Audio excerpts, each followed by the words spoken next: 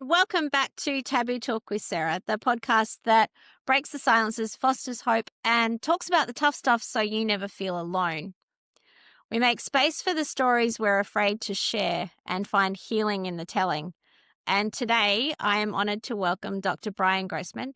He's a psychologist, a speaker, and a coach whose life work centres on one simple truth: our emotions don't define us. Brian and I were introduced by our mutual friend Leanne Lyon after he appeared on her podcast. Now, when he shared his diagnosis and personal journey, Leanne thought of me because she knows I am a mum of a child with MS. And I'm deeply committed to breaking the silence around those topics and talking about chronic illness, trauma, and neurodivergence. And when I heard Brian's story and Leanne put us in touch, I was so happy because I know he'll bring something unique to this space and will be able to help a lot of people. He was diagnosed with myasthenia gravis at age 10, and he grew up learning what it means to feel different, unseen, and limited by a body that wouldn't cooperate. But instead of being defined by that, he chose to study it, teach it, and transform the emotional landscape of others.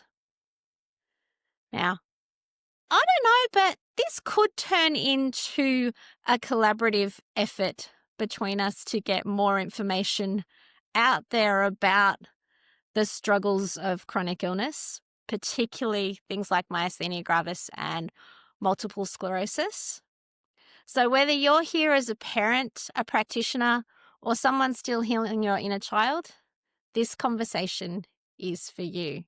Brian, welcome. I am so happy you're here. Well, I'm thrilled to be here and chat with you. And I will say I've been so lucky in my life that I didn't quite make it to where you are, but the two best trips of my life was when I was with a seminar company and I got to go throughout Australia 3 weeks at a time. And here in the United States, where I'm at, we were thrilled if we got a big crowd of 100 people for a 1 or 2 day seminar. And when I got to Australia, I didn't get the um, list of registrants for each seminar until the morning that I got to the morning I went into the seminar room. And for 3 weeks, I had 250 people. I was like, by the end of the first week, I was uh, just a wet noodle, but it was energizing and fun. And the reason I bring that up is in my first seminar, it was how to communicate with tact and finesse. And I didn't even get good morning out. And a gentleman didn't even raise his hand. He just stood up and said, just want to let you know, we're not assertive, rude, or brutish like you Americans. And I said, well, thank you very much. I appreciate you telling me that. Let's start in. And I said, I encourage all of you so that I can see how many. I want you to stand up to, if any of these things have happened to you, you had a boss walk by and give you a negative comment and other people were around and could hear it, stand up. So everybody stood up to every question. I think maybe one or two people stayed sitting. And I said, I want you all to know this. We are all unique. We all have behavioral styles that are different. We have personalities that are different. However, we are connected by our humanness and our belonging and our want for community. And we all want to be treated well with respect. And I said, if you were sent here, I want you to be proud and excited because you're feeling like it was a punishment. I was sent here. My boss told me if I didn't get on the plane, I'd get fired. Now, of course, I wanted to come, you know, and I said, but we're connected. And if you master other people's behavioral style, you'll learn to communicate with them in a way that works. And so I'm going to help you communicate no matter what in any situation. And we had a great time for 2 days. And before I finish, I'm going to let you take over.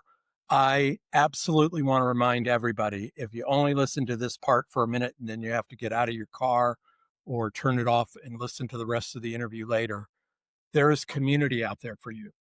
There are doctors groups that want to help. There are family groups. There are support groups. They are online. They are in person. Reach out. You will get connected. It doesn't matter what the medical, behavioral, brain issue is. There is community out there. And then the next thing, be appropriately assertive. When you go to a seminar and a doctor's doing, oh, this is the newest treatment. Oh, this is the newest that. Be assertive. Ask questions. You have that right. If you do it in a respectful way, you'll be golden. And I remember my father-in-law and mother-in-law. My father-in-law got diagnosed with cancer for the second time, so my wife and I flew out to Nebraska. We drive him to the hospital. We got to see the oncologist, and he wanted a bunch of tests. And he was very nice. And he said, oh, we'll do this next week. And I said, Doc, my wife and I are here for 10 days. We need all the tests done in the next 2 days and then get the results before we fly home. And he was cooperative. And at the end of the session, he said to my parents, do you have any questions? And they didn't say anything. And I said, Doc, if you see either of them again, and my wife and I aren't here, and they don't have any questions, they didn't hear anything because they turned their hearing aids off. They have questions about everything.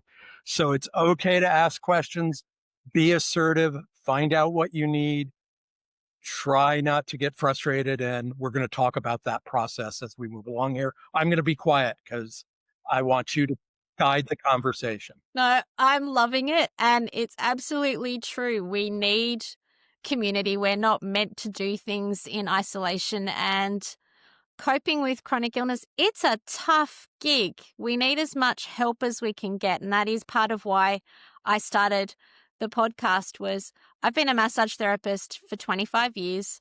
I was a sick kid too. And then I cared for my mum through a cancer journey. And now I have two of my three boys have special needs. My oldest was diagnosed with MS at age 11, and my youngest has ADHD.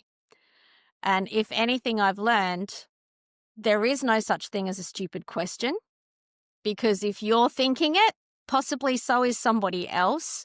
And you really do have to stand up and advocate for yourself. It's okay to question. It is okay to say, this is what I want, this is what I need.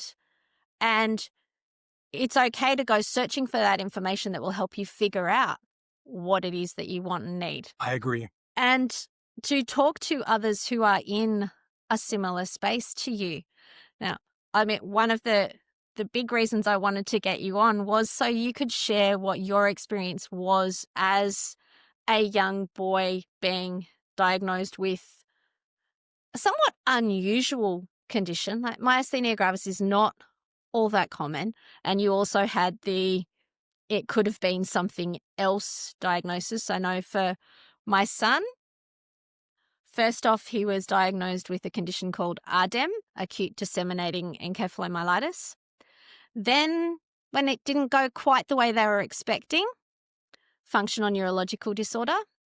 And then after a follow-up brain scan, no, it is MS. Now, one of those things with my background, when they said 80% of cases of RDEM resolve completely and never have any further problems.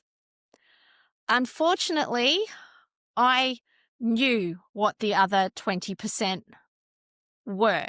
And I was once again in that position of, I know stuff I wish I didn't know. Right.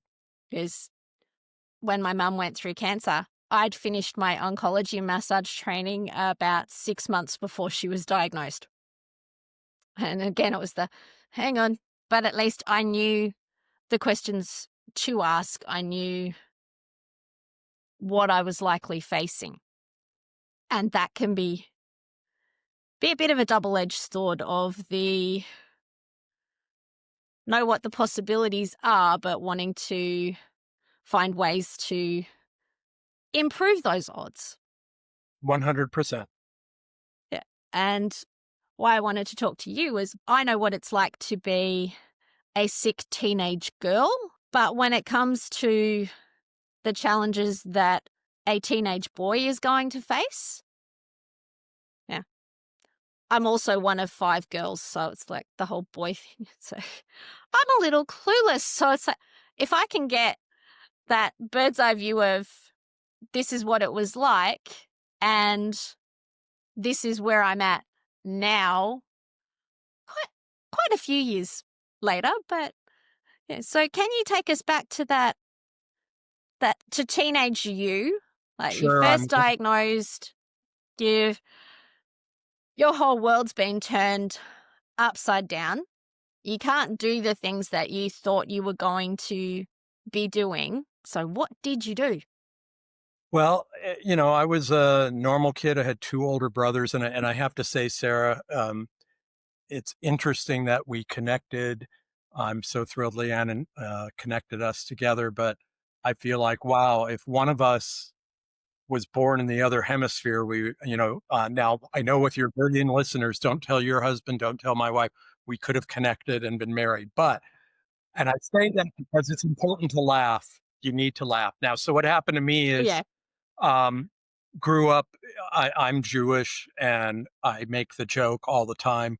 My dad said, if you don't want to take over my pleating and embroidery factory, you can do anything you want for a living as long as you're a doctor. So, yeah, limited choices there. So, getting bad grades was a not an option. criminal event. So, when I was 9, I wasn't getting D's and F's, but I was having a real hard time. And staying awake at the end of the day was hard.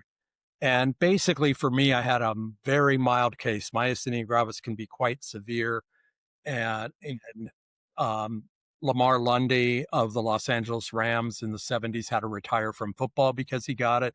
Some people have to have what's called your thymus gland removed underneath your breastbone, trouble breathing, severe muscle weakness. So I had a mild case, but growing up as a boy, in the 70s, you're still in the intractable do this as a boy thing, right? So if I played sports for 20 minutes, that was it. And I was kind of wiped out. And then when I got to junior high, I had to be excused from PE or running in the morning. And, the PE teacher would have a hard time with that, and other kids would have a hard time. So I learned early on, how can you connect with others? So I always spoke up. Part of that is my dad was from Brooklyn, New York, so he was assertive anyway. And then, but, I wouldn't get in fights or anything. I was not that kind of kid, but I was in drama class. I was a community volunteer. I was into arts. I was into sports, and my dad would always say, "Well, you don't play." And I said, "Yeah, there's a lot of coaches who coach well, Joe, who weren't professional." And so I went through that. And then on top of that, because I made the cardinal sin of I was getting an F in 8th grade, there were 60 kids in my math class. So my parents transferred me out of a regular junior high and I went to a private school that my neighbor was going to. The whole school was 100 kids, and that school was 7 through 12. So I joined them in 9th grade. And I had to get involved in other things to be seen or noticed or spoken to. And, back then it wasn't fashionable to be a nerd. Now it is. And so just finding ways to connect. But I always wondered, why do people treat you different if they can't see what's wrong with you? You almost get a little more empathy and sympathy if they can see a physical disorder. And sometimes not, also. I know that. But the scary part when I was 10 was that they thought it was multiple sclerosis at first, but back in the 70s, when you got diagnosed with that, it could have been fatal because they didn't know how to treat it back then, and there weren't the medications there are now. But then it was myasthenia gravis. And then what happened was, I'm a rebellious kid, so I wouldn't take my medicine. And I think when I was 11 and a half, I started seeing my pediatrician weekly. And so by the time I got bar mitzvahed at age 13, which is a Jewish ceremony, it's like confirmation for Catholics, the rabbi's son, his son was seeing my pediatrician. So rabbi's son pulls me out of the waiting room one day. He says, "Why are you here every couple of weeks?" I said, "I don't know." And so he helped me find my purpose. He asked me 4 questions. He said, "Okay, this is what you're going to do." And it ended up being right. I went into psychology and find your purpose. So, whatever your issue diagnosis is, you're here for a purpose. And if you could find that, so for me, it was to me, now understand this coming from a Jewish rabbi who's Orthodox. We were not, he said, our purpose in life is to be a light unto nations. How do you translate that? You educate people. How do you educate people? You do well in school and find something you can do to help other people. So I knew by 10th grade I was going into psychology. And in that small school, I ended up doing student government, drama class, arts, community work. But with that rabbi talking to me, he took me outside and he shut the doctor's door and it said his name. And he said, "Do you see the MD?" And I said, "Yeah." And he says, "What does the PhD mean?" And I said, "I have no idea. I'm 10. What do you want from my life?" And he said, he's a clinical psychologist and a pediatrician. So you're seeing a therapist every week, just so you know. And I did almost till the time I was 15. And then by then I was taking my medication regularly because the effects of not taking it, I could really notice the difference. And then miraculously, when I was 18, I, went for testing, and this neurologist came from the University of Maryland to USC in Southern California and said I didn't have it. And I will share this part. What happened was, and many of you listening might know this, is whether it's a normal diagnosis, whether it's an abnormal diagnosis, whatever it is, when you see a new doctor, they just don't have the time to go over your records beforehand. So that's why you wait in the waiting room, right? Well, an intern comes in and says, "It looks like you never had this, and it was psychological." Well, every 6 months, I had the tests done where they put, I forgot what it's called, but they put little electrodes on your arm and shoot electricity through it to register if the muscles are getting acetylcholine or not.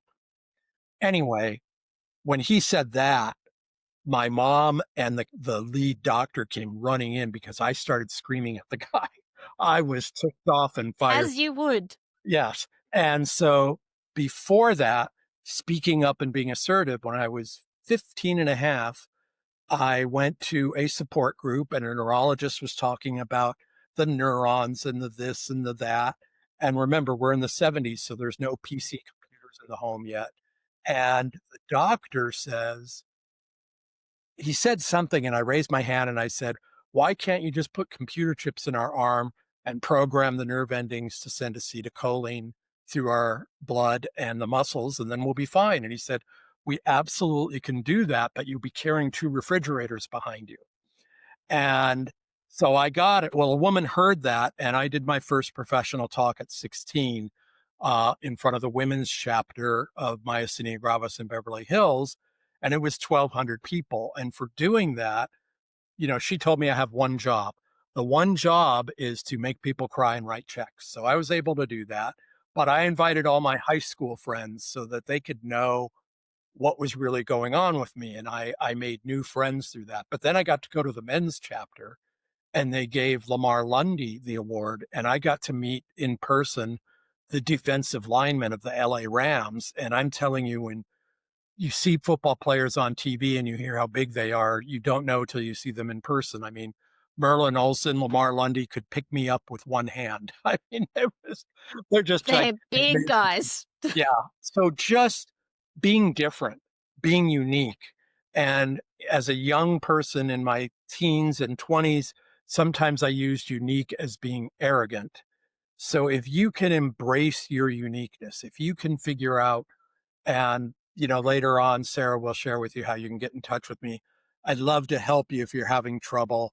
how do you tap into your own best strengths and your uniqueness and your behavioral style that will work no matter who you're dealing with, and how to lower the stress of having whatever the disorder is. But that was my journey. And when I turned 18 and didn't have to take the medication again, I got grounded a few times and my car taken away from me because I stayed out past midnight. And not that I was a party animal or anything, but you did all the things you couldn't do before. So I didn't have to go to bed at 9 o'clock. But to this day, I learned with two older brothers, and since you grew up with sisters, I wonder if you had this. I figured out, boy, if I get up before everybody else, I can have breakfast and nobody picks on me. And I can do what I want in the morning and get ready for school or get ready for to go play or whatever it is. And I'm ready to go by the time everybody. I never liked sleeping in. And through college, I did all my morning classes so I can get a part-time job and then go out on dates or have fun or do drama plays in the evening. So I've done that. And to this day, I'm 29. No, I just turned 64.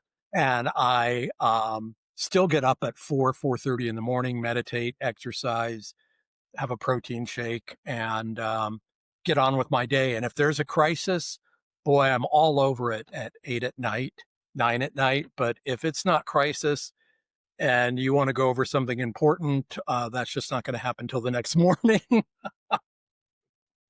So those are my habits. So fire away with more questions. I'm the same. I get up early, but it's not because of my childhood experience. I'm depending on who you ask, I was an afterthought, a happy accident, or they needed recovery time.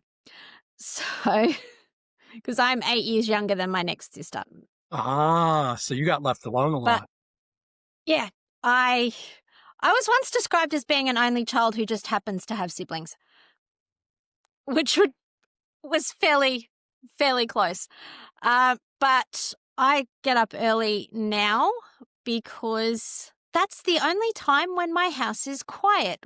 I now live in a house where we have two speeds and two volumes. We're either flat out or asleep, or we're loud or louder. I get it. So I get my quiet time early in the morning. And that would be my advice for any parent of kids with extra needs is find that time that can be your time, because parenting is a tough gig anyway. When you add the complexity of dealing with neurodivergence, chronic illness, disability in any form, it just adds that extra level. So you need to make sure that you're taking as good a care of you as you are of them, because if you collapse in a screaming heap, to put it bluntly, your family's screwed.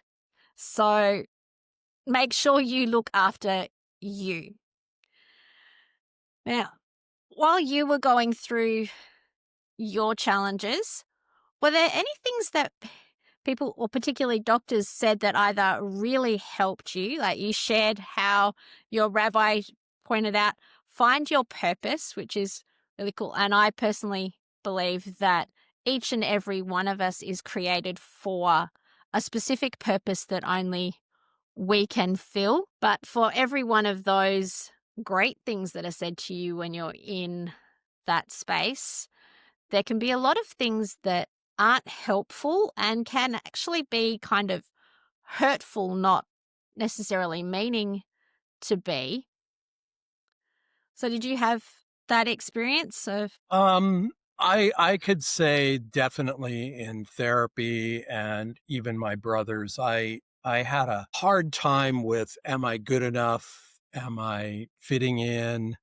Do I belong? And then it finally snapped in after grad school. I was very lucky that in my graduate program you had to be in therapy every year you were there, and I had a great therapist, and we did family sessions, and I thought my brothers were angry with me because I got treated different. And without getting into too many details, they had issues with my dad and left the house, not as teenagers, they weren't thrown out or anything, but I just always felt guilty because I lived in the house through undergrad and they did not. And they said, be yourself, do your own thing. Don't worry about us. We're good. Just do your thing. And it took a long time for that to sink in. And so that's my purpose, is help people stop underachieving, believe in yourself. If you have self-esteem, you love yourself and you have self-confidence, you know you can do specific things well that you're geared for, then that's half the ball game. And then tuning out the outside noise. You know, you have to please three or four people in your life: your parents, your siblings, hopefully, but not forever. That's up to them, and your boss and your spouse. But other than that, other people's opinions, you can listen to it and say, is this reality? Is this not? Do I need to shift something? But not being a ping pong ball reacting to others. Not by tuning them out, but by not, if you're reactive to everybody, you're just always up and down, up and down, up and down. When you're consistently confident, your whole life changes. Optimism works, but it's not optimism woo woo, everything is great. It's believing that, it's having a plan, it's following through, it's taking care of you. Like you mentioned, everybody needs their own space or time out or alone time. There's no two ways about it. Um, and doesn't mean you're shutting other people out, but like I'm launching a speaking and coaching business, and oh, you can't do it at your age and you can't do this. Well, I'm publishing a chapter Says who? in a book in a month or two. No, it'll be out October 1st. And then I'm publishing my own book and I'm getting speaking gigs. I wish it was going faster, but do your thing, but take care of your business, take care of you. There's a way nowadays to learn how to tune out the negative noise. And I have a system that, people can find out about. But I went through my ups and downs. I mean, I can honestly say other people say, oh, grad school was so much fun. I thought it was hell every day, but I got through it and learned a bunch of stuff and I know what I'm good at. But I could tell you the first couple of years of grad school, I was definitely depressed. I didn't go on medication. I just saw my therapist 2 times a week. But it's, you're not alone and it's okay to talk about issues and find solutions. We need to talk about it. And it's in that talking about it that we find those solutions. Hmm. And originally I was going to call this podcast Shit We Don't Talk About, but that name was already taken. So then I changed Wow. it to taboo talk. It's like, what are those things that we don't talk about? What's that called? Oh, yeah, they're taboo. They're off limits. And I wanted to be able to talk about anything and everything because the through line that I had seen was people going through such similar experiences, but feeling like they were alone in it. But the simple fact that they were telling me very similar things when they were coming for massage treatments was, well, you're all telling me, so you're definitely not alone.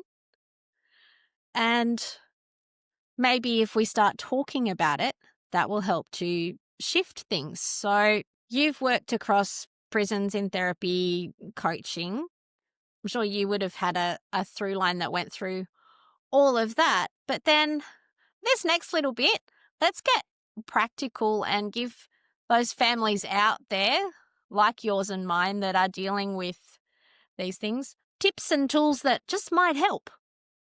All right.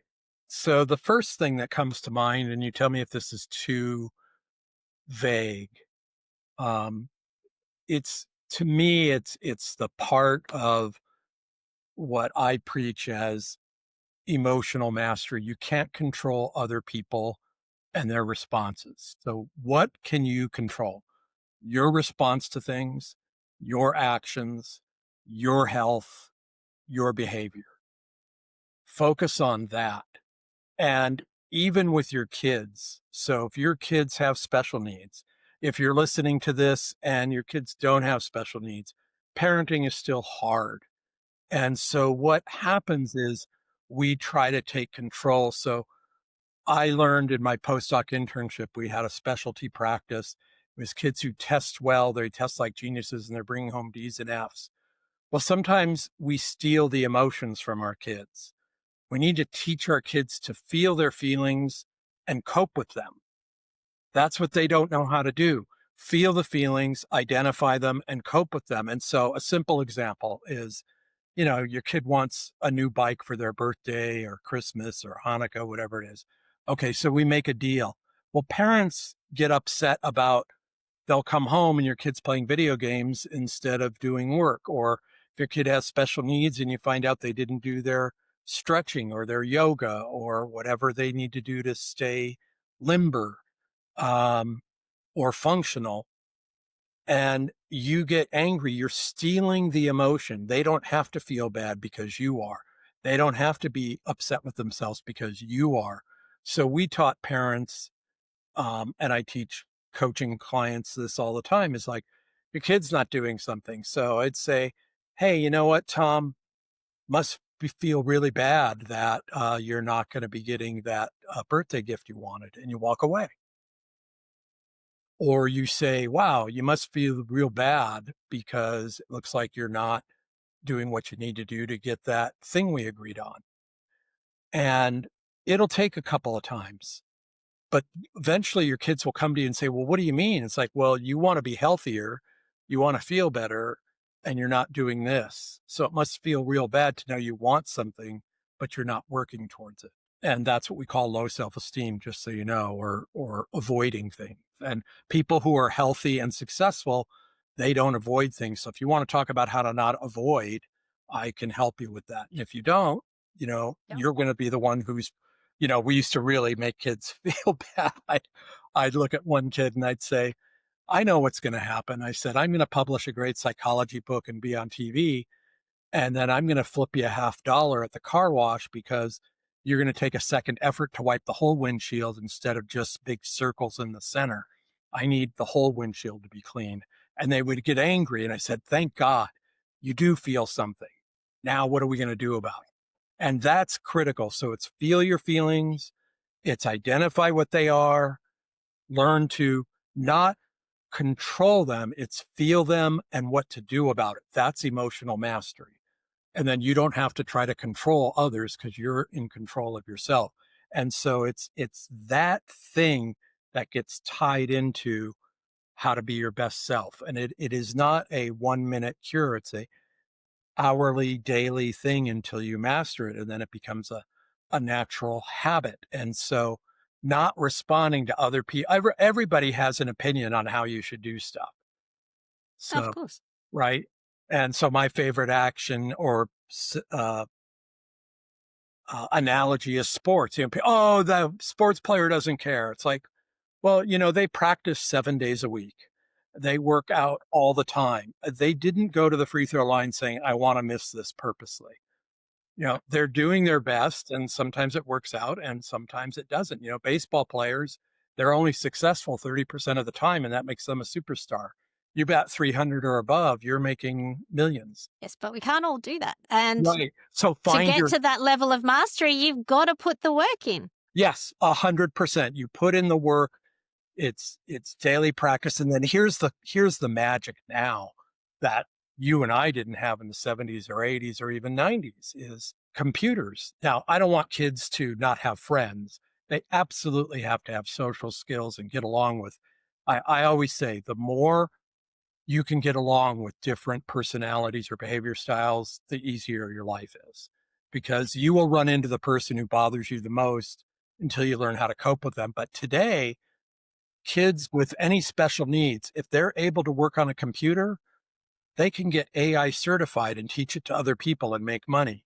They can develop courses. They can do so many things, whatever their specific talent is, than at any time in the world. I mean, you can teach kids how to deal with the stress of playing chess or whatever it is. My oldest boy, he edits my podcast.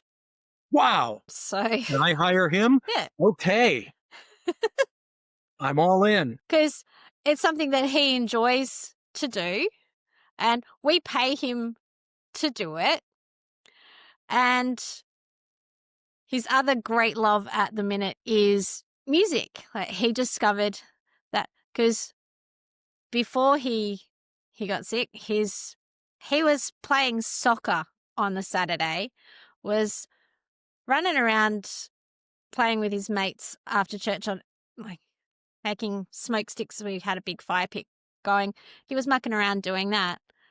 Then the Monday, he wakes up and says, "My arm feels like it's in a cast and my foot feels like it's in a moon boot." Wow.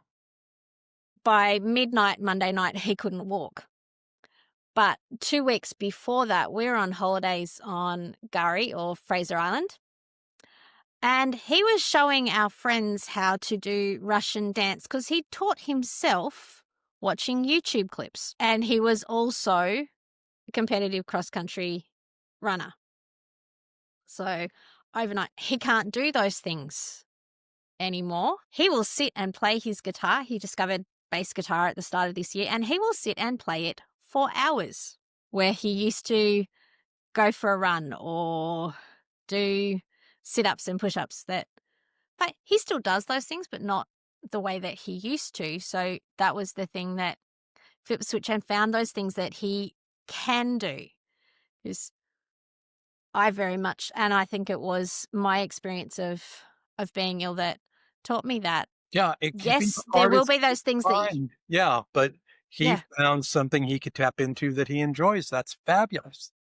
yeah, because there will always be something you can do. There will always be another way to work around a problem. Sometimes you just have to look a little harder and be open to, okay, things aren't going to look the way that I thought they were, but they can still be just as good, maybe even better. Maybe there was a reason that my path got shifted.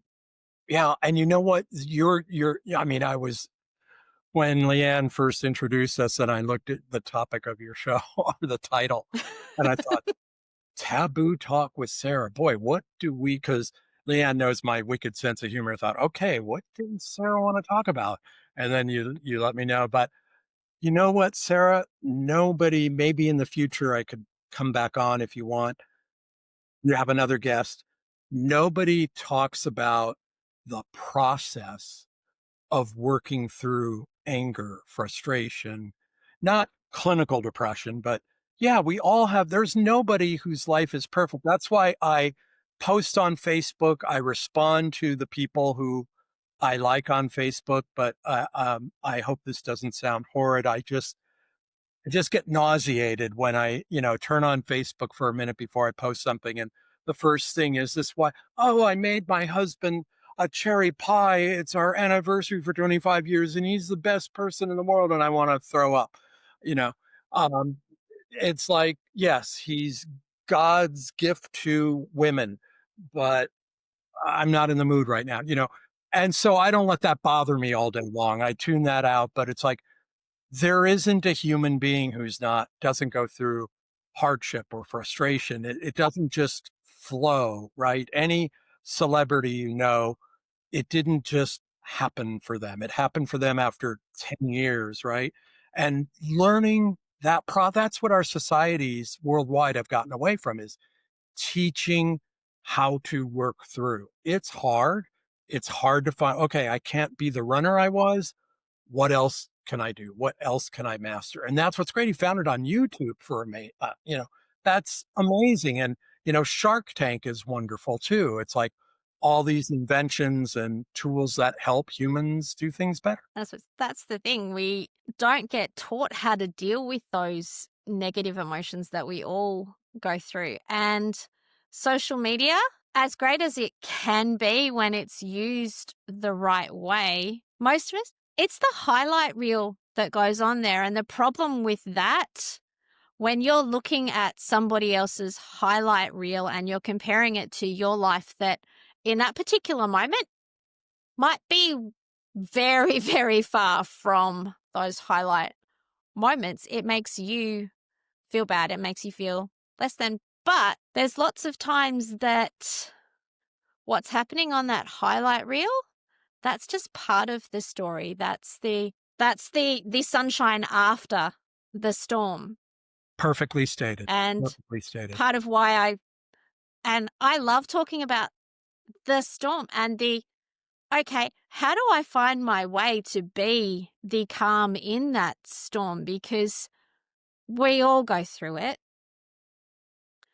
We all have our moments of life's just really hard, or something's happened and you just go, that just really sucks. But we so often put on that, I'm okay, I've got it all together, show that brave face to the world, but inside we're crumbling. We need to learn and to find those spaces where we can actually say, today, no, I'm not okay.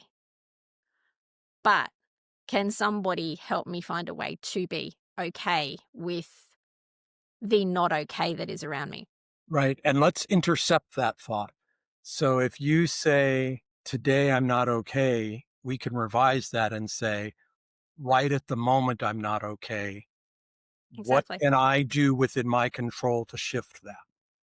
And then who else can help me change my mood? So I like to talk about a mental health toolbox. When I wake up and I'm frustrated, something's going wrong, I will do a meditation or prayer. I will do a 2-minute exercise, but then I go through a cycle. My mental health toolbox is a comedy bit that I like, a favorite song, a book quote, a movie scene, and I can't think of the other thing, and just movement. I got to get myself out of that. I still feel the negative thing, but I don't let it ruin my whole morning or day. And that's why I like what's within my control. I can do something about this and start to feel better. And then I can reach out to somebody who will also help me feel better. Yeah. Joseph McClendon has a great process of the snapping out of it. So and getting to that, you can shift that more quickly of you make yourself feel bad on purpose. So you let yourself feel those negative feelings. Then you stop, you do the, squirrel.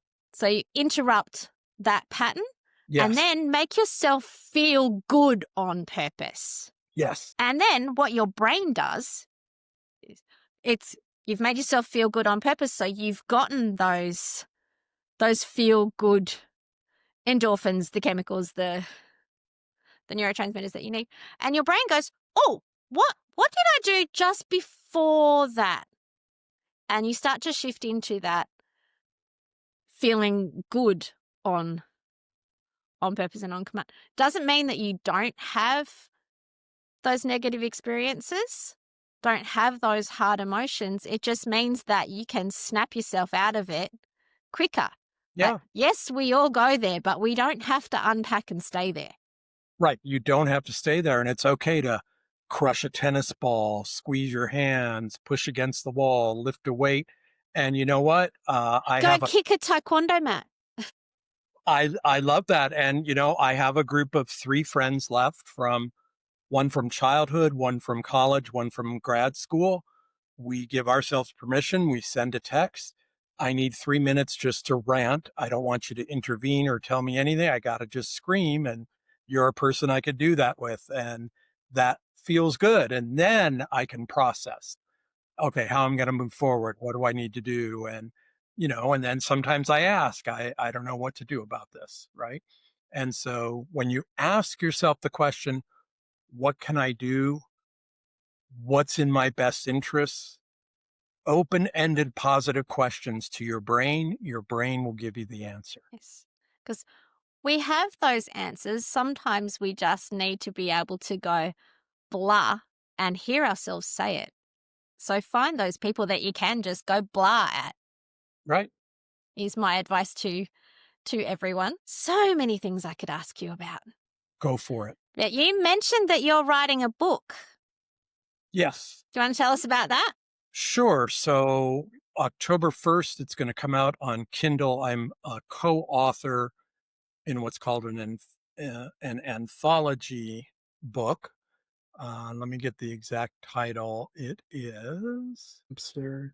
I will find it's Elevate, and it's about the entrepreneurial journey. I will find the title here in a moment.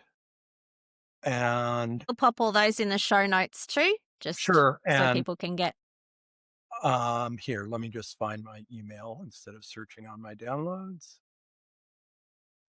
And anyway, so I'm really excited about that. But my the chapter that's coming out is going to be the first chapter of my book, and it came to me when I was reading about how much trouble kids are having today with socializing, business skills, anxiety, tension, depression. So what Some of the happened? stats on what our kids are facing are horrifying. Right. And so um I went to a networking event, and there were groups of people in their 20s all on their phones in groups of 3 or 4, and the woman running the networking event was just apoplectic. So I said, "Do you have any bags?" And she says, "What do you mean?" I said, "If you have Ziploc bags or bags, let's get everybody's phones. Let's put them in the bag with their names on them, and I'm going to take over the room." And I said, "I want everybody to come around in a big circle. We're going to pick 2 people you don't know. You're going to talk to them 1 minute each. Who are you? What do you do? What do you need help with?" And with that, they the whole room got energized, and I passed out little notepads with pens, and people had to write stuff down. And I thought, this is it. We need to reconnect again. So my book is called The Human App: How to Be Your Real Self in an Artificial World. And it's all about the struggles of every generation and the workplace and what we're going through. And so it's pretty amazing. So the book is Elevate and Empower: A Guide for Entrepreneurs, Solopreneurs, and Business Owners. And so I'll get you the exact title and a copy of the cover by tonight if you like. But that book is 6 other authors, and it's I'm really excited, and it I'm hoping it just takes off because we are all everybody's looking for connection, whatever the generation is. And I know for myself, my mom had severe heart issues before she passed away.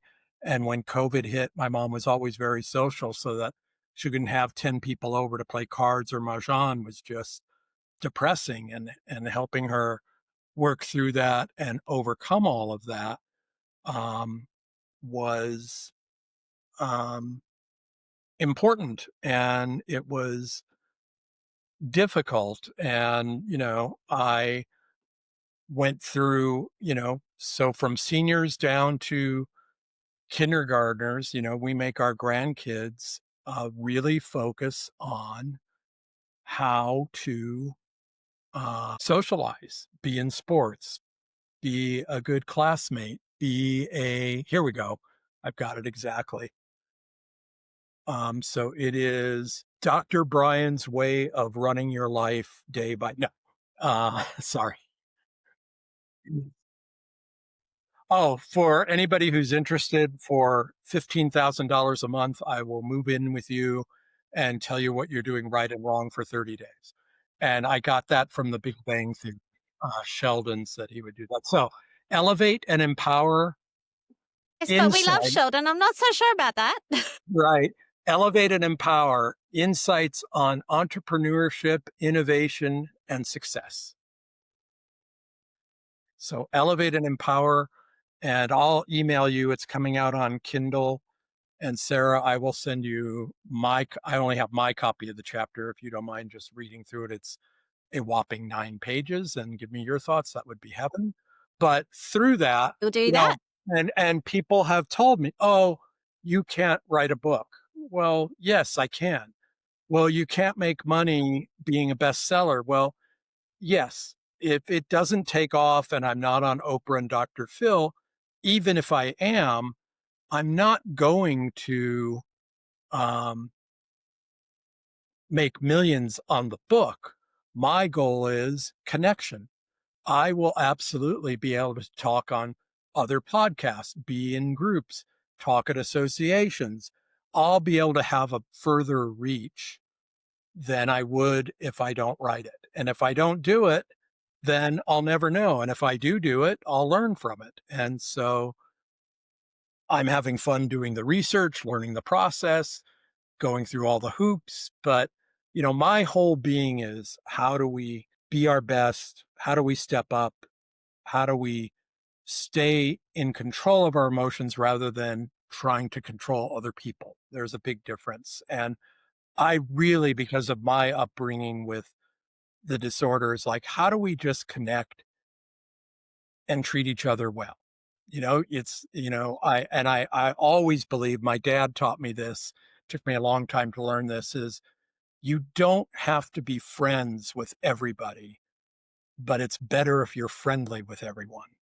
So not everyone's your That is friend, very true. but you can be friendly with everyone. And your life is easier with that. It Some, is. um, Yeah. I read a great quote once. Treat everyone you meet as if they'll be dead by midnight. Extend to them all the care, kindness, and compassion you can, and your life will never be the same. And that's it. I agree. When we can share kindness and compassion, when we can put ourselves in someone else's shoes, and remember that things go much better when we focus on those shared experiences, those things that make us the same, rather than focusing on what divides us. Right. And it's And so you little. can disagree with somebody, but it doesn't mean you hate them, and it doesn't mean you have to be rude and obnoxious to them. Right. No, I'll tell you a funny hysterical story. So we're getting ready to move full time to Henderson, Nevada, which is right outside of Las Vegas. So all of you listening in Australia and Tasmania, please come visit. I want to come visit you guys as soon as I can. Just a hop, skip, and a jump today on a jet. But so we're in 20. It's still about 12 hours. I know, I No, know. I took the 20. flight. I took Yeah. the flight twice. And it's well, talk about treating people well. So you can tell how shy and withdrawn I am from this talk. I'm on the flight going to Australia, and I got the exit row bulkhead seat. So I was in heaven. Uh, I stayed up the first half of the flight and slept the second half of the flight, and woke up and stayed up, to get rid of jet lag. But I was very friendly with the whole flight crew. And on the second time I got to go Australia, it was the second flight crew, but we were supposed to leave LAX, Los Angeles International, at midnight, and there was a thunderstorm somewhere. So we were delayed. Well, this time, instead of landing in Auckland, we went to Sydney, and I had to get on another plane to Perth. And we get on the plane, the flight crew recognized me, we're chatting, and they said, "Oh, you might miss your flight to Perth." And I said, "Oh, no, I am not spending my first day 9 hours in the airport overnight. Not by any means. You get the pilot to call ahead and you tell him, Dr. Grossman has to be on the flight to Perth." And I'm a nobody. I mean, I'm like not known. I'm, working for a seminar company. And lo and behold, we land, they open the bulkhead seat, and there was a medical doctor on board, and they yell his name and my, "Dr. Grossman, get your butt moving." And we ran down the tramway, get on, and I bet the flight crew, I bet the two that were serving our area dinner. So they were coming to Perth later in the evening. Well, it turns out they had to go to South Africa first. So my luggage went to South Africa. I didn't get my suit till the next morning, but it did come, and they did take me out to dinner for that bet. But I'll tell you a funnier one. So our connection, what binds us? What do we all connect to? We want to be as healthy as we can. We want to be as friendly as we can. We want to connect with others. So I'm in 29 Palms, 1 hour north of Palm Springs, by a famous national monument called Joshua Tree National Monument. There's a bunch of rock songs about that area. You can look them up on YouTube. And we're walking a bull mastin, an Australian shepherd, and a corgi, and our two grandkids. And the shepherd got away from me and starts racing down the road and then down the street to the highway. Well, my grandson, I couldn't keep up with him. And my wife had just had knee replacement surgery. So I gave her the leash for the bull mastin, and I'm running. And our neighbor, 4 blocks away from our house, saw what was happening, got in his truck, raced down the road. The shepherd jumped in the truck. He's a big guy. He picked up my grandson by his head, put him in the truck, drives up to me and says, you left something. And I laughed. And I said, thank you very much. My name's Brian. We're having a barbecue later today. Please come join us. And he says, I know you. You're the liberal dog owner. And I said, what does that mean? And he says, well, you have the corgi who barks when you walk her. And I know you're in mental health. I'm a Marine. You're liberal. And I said, well, what does that got to do with anything? And he says, well, I'm not. And I said, well, let me ask you 4 or 5 questions. And he says, go for it. I said, do you believe in safe communities? He says, yeah. I said, do you believe in healthy families? Yeah. Do you believe in education? He says, yeah. I said, do you believe in crime prevention? He says, yeah. I said, anything we disagree on here? And he says, no. And I said, did you grow up as a kid telling everybody who your parents voted for? He says, no, we never talked about it. I said, any other questions? Your evaluation's done. You owe me $300. And he laughed. And I said, come on over. And I couldn't help myself. He brought over some chicken to barbecue and not a 6-pack of beer. We only had like 30 people. He brought over a case of beer and a case of soda. And I said, oh, everybody, this is our conservative Marine. And everybody burst out laughing. And, it's like, we all want we're connected by our commonality 99% more than our differences. And just dealing with the emotion. I mean, I can't tell you, I feel so much better here in the States. I literally had to go to the Apple store because I had just gotten an iPhone to learn how to turn off all the news notifications. And I figure if the world's coming to an end, I'll get alerted somehow. But otherwise, I just need to listen to 5 minutes of news in the morning, maybe 5 minutes of news in the evening, some business news for the leadership training I do, and that's it. And I am so much happier because I control what I can control. Our state representatives, we had trouble before my mom passed away. The Medicare people said that we had to sell my mom's house. And I said, not after paying taxes for 80 years. I wrote our local representatives, and all of a sudden, 24 hours later, we had her medications in the mail and her Medicare checks coming in to pay for in-home care because it's less expensive than hospitalizing. And so if you reach out, if you're proactive, if to stay back on the topic, and let's just circle back to where you and I started, it's ask questions, be assertive, ask for what you need, look it up on the internet. Somebody out there can help. If they don't have the full answer, you could at least get connected to community. And that feeling of not being isolated and alone is worth more than anything, because there's always tips and tricks on nutrition or health or whatever. I mean, I remember that after that group where I said, why don't you put electrodes in our arm? We had a support group that developed. So when the ladies, I was a teenager, the ladies came over to our house and I made coffee for the first time. And one of them got up and said, this is tar. Let me show you how to make coffee.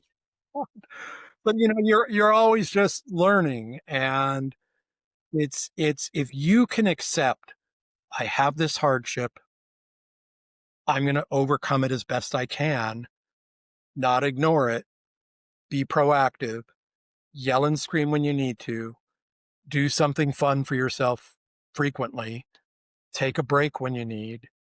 It gets so much easier. It just does. But it doesn't mean that it's not hard. I mean, being a parent is hard anyway.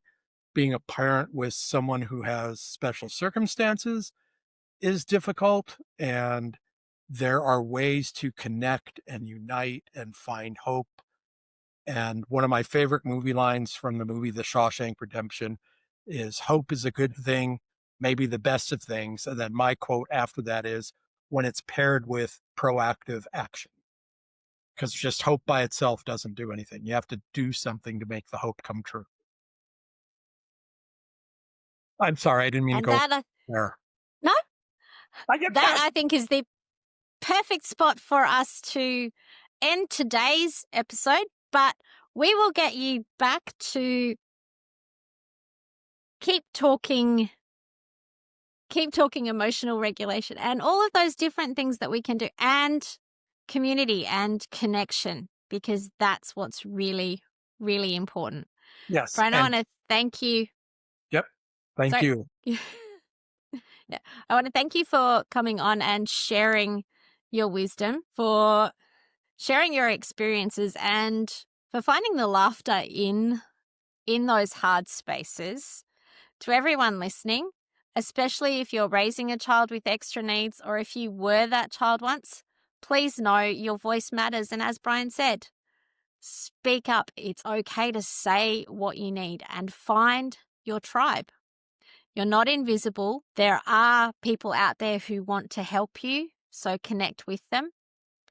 If this conversation has moved you, follow the show, leave us a review, share the episode with somebody who's walking the same road. And we will put links to Brian's work in the show notes so that you can connect with him, and we will get him back another time. So if there's anything that you would like us to talk about, Brian, what do you think we should unpack next time?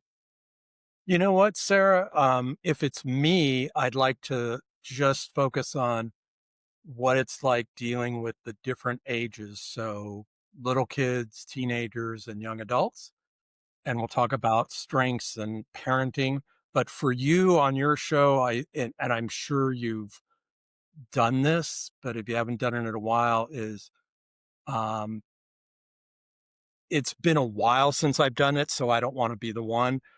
Get a couple of parenting experts to talk about parenting with special needs to help parents with patience and communication and how to deal with kids when they get into when they are being defiant, because that's a normal part of growing up. That's actually a strength.